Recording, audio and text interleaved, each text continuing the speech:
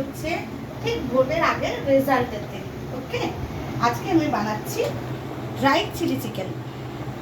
Chilli chicken বানাচ্ছি ঠিকই, কিন্তু আমি সত্যিকারেরই ওই hi hello, hi friend, hi বন্ধু এরকম আমি কিছু বলতে পারছি না। কারণ হচ্ছে এটা হচ্ছে ঘরে একটা জাস্ট চিলি চিকেন আমি বানাচ্ছি। কারণ হচ্ছে আজকালকার 10 থেকে 12 বছরের বাচ্চারাও কিন্তু বানিয়ে ফেলতে পারে চিলি চিকেন। তো ওই জন্য আমি ওরকম বলছি না, আমি চাইছেও না ওরকমভাবে দেখাতে। কিন্তু শুধু আমার একটা বান্ধবীর জন্য, ও আমার হাতে ড্রাই চিলি চিকেন বলো, চিলি চিকেন বলো, ও আমার হাতে খেতে খুব ভালোবাসে। তো হচ্ছে ওই জন্য শুধু ওর জন্য নামটাও বলে দিচ্ছি, মৌসুমি হ্যাঁ তোর জন্যই বানাচ্ছি। তোর আর আমার বরের যদি কোনোদিন কাজে লেগে যায় তো ওদের জন্যই বানাচ্ছি আজকে ড্রাই চিলি চিকেন। তাই জন্য আমি প্রথমেই দেখিয়ে দিচ্ছি টোটাল রেসিপিগুলো। ঠিক আছে, এখানে হচ্ছে আমি রেখেছি মানে বড় বড় করেই একটু পেঁয়াজ কুচি, একটু আদা আর একটু রসুন, এই তিনটে জিনিস আমি পেস্ট করব। ঠিক আছে, মানে জাস্ট এই তিনটে জিনিস আর এই কাঁচা লঙ্কাটা, এটা পেস্ট করব। এটা শুধু চিকেন পকোড়া বানানোর জন্য। এটা চিকেন পকোড়াতে এটা হচ্ছে আমি 500 গ্রাম চিকেন নিয়েছি। এটা পেস্ট করে চিকেনে আমি এখন ম্যাগনেট করে রাখবো। তারপরে বাকি উপকরণগুলো তোমরা দেখেই নিচ্ছ। আমি রেখেছি একটু আদা কুচি, একটু রসুন কুচি, একটু কাঁচা লঙ্কা কুচি, এখানে রয়েছে ক্যাপসিকাম, এখানে রয়েছে একটু পেঁয়াজ কুচি। পেঁয়াজ কুচি বলতে ঠিক এরকম একটু বড় বড় সাইজের। ঠিক আছে, এরকমভাবে পেঁয়াজটা কেটে নেবে। এখানে আমি একটু চিলি ফ্লেক্স বানাবো, তার জন্য নিয়ে নিয়েছি 2টো শুকনো লঙ্কা। আর এখানে এটা রয়েছে গোলমরিচের গুঁড়ো, এটা নুন, এখানে যা যা সস লাগবে, এটা হচ্ছে চিলি সস, এটা হচ্ছে কি বলে, এটা হচ্ছে টমেটো সস, এটা হচ্ছে আপনার হচ্ছে এটা হচ্ছে রেড চিলি সস, আর এটা হচ্ছে সোয়া সস। এখানে রয়েছে নুন। তো দেখিয়ে দিয়েছি আমি এই কড়াতে করব। আর আমার এই এত ছোট বাটিতে এই চিকেনটা আমি মাখতে পারবো না, তার জন্য আমি নিয়ে নিয়েছি একটু বড় সাইজের একটা বাটি বলুন, গামলা বলুন, যা হোক।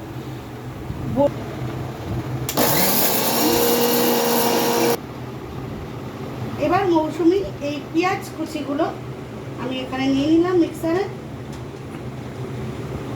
এখানে আদাটাও নিয়ে নিলাম, এখানে রসুনটাও নিয়ে নিলাম,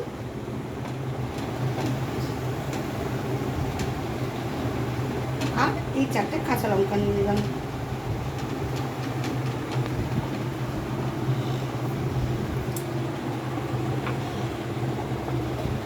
এবার এটাকে একটু পেস্ট করে নিই।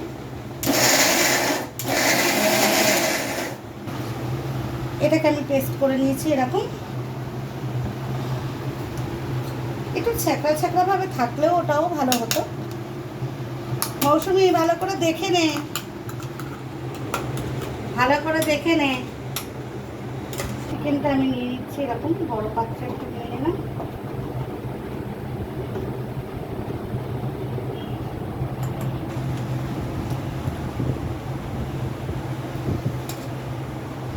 ও সরি বন্ধুরা, আর তো 2টো জিনিস তো মাস্ট রয়েছে, অ্যারারুট আর হয়েছে ডিম। চিকেন পকোড়ায় কিন্তু ডিমটা মাস্ট দিতেই লাগে। তো ওই জন্য ডিমটা আমি এখনও ফ্রিজ থেকে নিয়ে আসতে পারিনি, যার জন্য আমি পরে দেখিয়ে দিচ্ছি। এখানে হচ্ছে আদা রসুনের পেস্টটা আমি দিচ্ছি।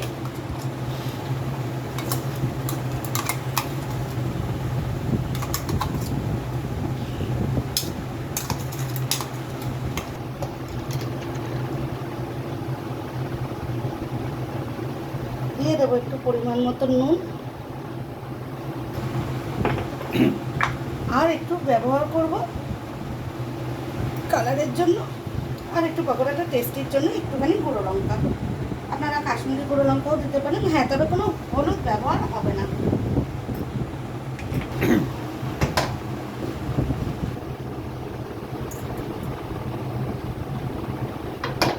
দিয়ে দেবো ঠিক এইটুকু পরিমাণে চিনি, জাস্ট 2-4টে দানা দিয়ে এবার এটাকে আমি ভালো করে ম্যাগনেট করে রাখছি, মানে মাখছি এখন। এটা একটু ম্যাগনেট করে রেখে দেবো আধ ঘন্টার মতন।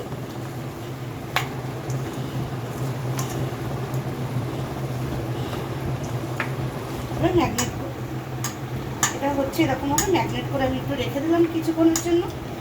এখন কিন্তু এটা কোনো অ্যারারুট দেবো না, কারণ অ্যারারুট দিয়ে ম্যাগনেট করে রাখাটা ঠিক নয়, তাহলে হচ্ছে এটা নেতিয়ে যাবে। যখন আমি এটা পকোড়া করব তখন অ্যারারুট দিয়ে আমি একেবারে পকোড়াটা বানাবো। কিছুক্ষণ ম্যাগনেট করে রাখার পরে এখন দিচ্ছি একটা ডিম।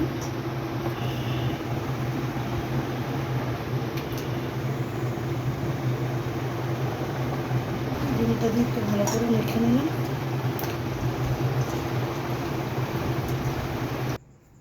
এবার দিয়ে দিচ্ছি একটু অ্যারারুট,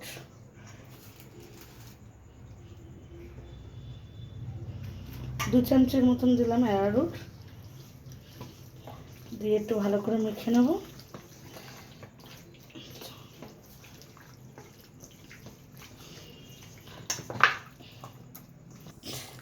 ঠিক এরকম টাইপের মাখাটা হবে, দেখে নাও। এবার একটু গ্যাসটা জ্বালিয়ে নিচ্ছি। গ্যাসটা জ্বালিয়ে নিয়ে এখানে আমি একটা কড়া বসিয়ে দিলাম। এর মধ্যে দেব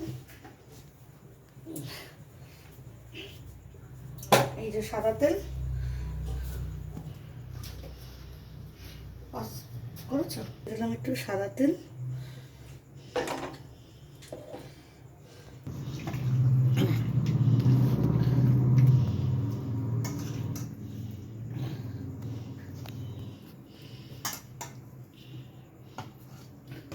তেলটা গরম হয়ে গেছে অলমোস্ট। এবার আমি দিয়ে দিচ্ছি একটা করে চিকেনের পিসগুলো। তেলটা একটু ভালো করে গরম করে নিয়ে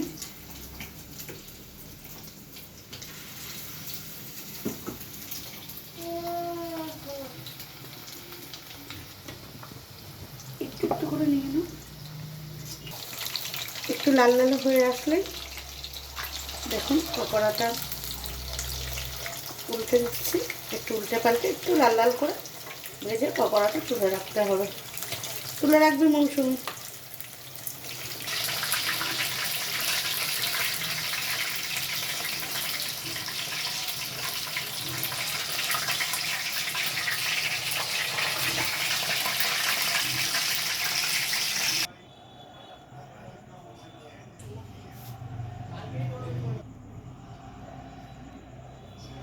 এইবার দিয়ে দিচ্ছি পেঁয়াজ কুচানোটা। ওই পকোড়ার তেল থেকে একটু তেল তুলে রেখেছিলাম, দিয়ে আর একটুখানি তেলের মধ্যে দিয়ে দিলাম পেঁয়াজ কুচানোটা। পেঁয়াজ কুচানোটা দিয়ে একটু হালকা করে নেড়ে চেড়ে একটু লাল, মানে একটু সামান্য একটু লাল লাল ভাজা ভাজা হবে, তখন আমি দেবো বাদ বাকি উপকরণগুলো। পেঁয়াজটা ভাজা হতে হতে আমি ততক্ষণ এখানে একটু সসগুলো একসঙ্গে একটু মিশিয়ে নিই।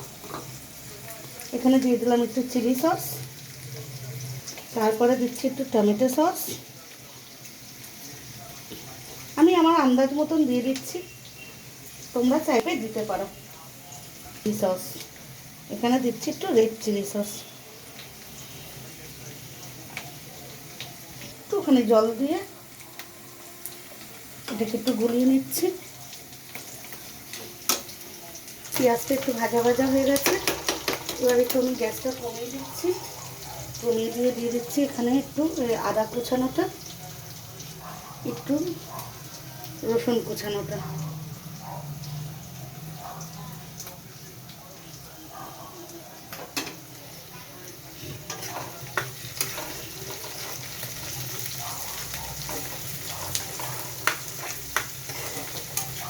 লঙ্কা কুচানোটা।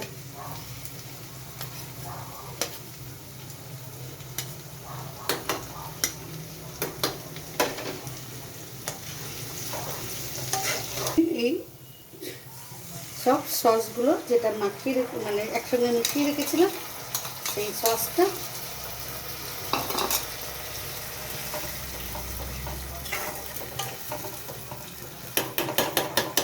এবার আমি এখানে বানিয়ে নিচ্ছি। একটুখানি জাস্ট অ্যারারুট, মানে 1 চামচের মতন অ্যারারুট দিয়ে আমি একটু অ্যারারুটটা একটু জল দিয়ে এটা একটু গুলে রাখবো।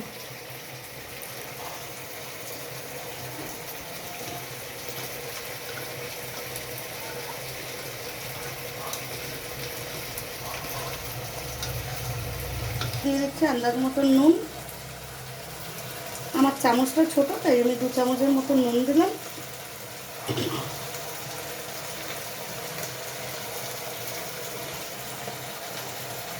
দিয়ে দিচ্ছি একটু হালকা করে গুঁড়ো লঙ্কা, আর দিয়ে দিচ্ছি 1/2 চামচের মতন চিনি, কারণ চিলি চিকেন একটু টক মিষ্টি খেতে ভালো লাগে। আর এবার দিয়ে দিচ্ছি একটুখানি এই সোয়া সস,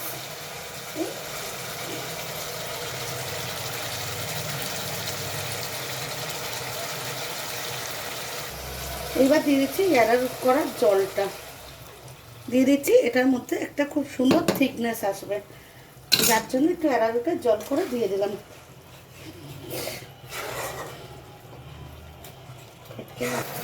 ঠিক গ্রেভিটা এরকম হয়ে গেছে, দেখে নাও। এইবার আমি দিয়ে দেবো এই চিকেন পকোড়াগুলো, সবের মধ্যে দিয়ে দিচ্ছি। এক এক করে দিয়ে দিলাম চিকেন পকোড়া। আচ্ছা, আমি ক্যাপসিকামটা অনেক পরে ব্যবহার করি, তার কারণ একটু আমরা একটু বাড়ির সবাই একটু ক্যাপসিকামটা একটু মানে একটু কাঁচা কাঁচা থাকবে, সেটাই খেতে বেশি স্বাদ লাগে। আর অনেকক্ষণ দিয়ে দিলে হয় কি, ওটা অনেকটা নেতিয়ে যায়, ঠিক আছে? যার জন্য আমি এটা করে নেওয়ার পরে জাস্ট একটুখানি ক্যাপসিকামটা দিয়েই নামিয়ে নেব।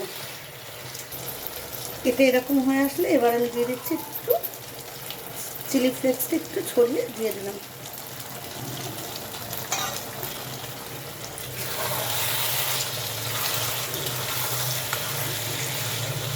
একদম সামনে নেবে।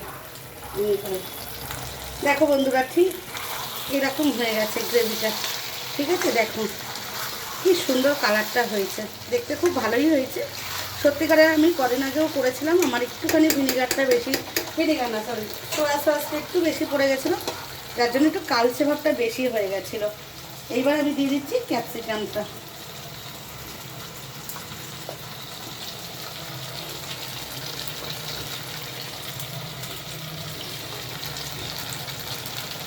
লঙ্কা দিয়ে একটু নাড়িয়ে চাড়িয়ে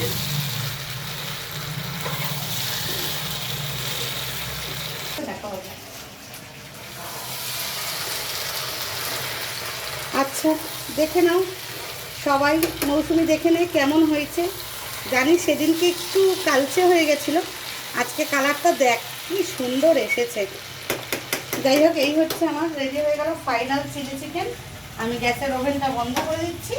তবে আজকে এটা একটু স্পেশালভাবেই বানালাম, তার কারণ হচ্ছে আমার বরের বন্ধুরা খাবে বলে কথা, ঠিক আছে?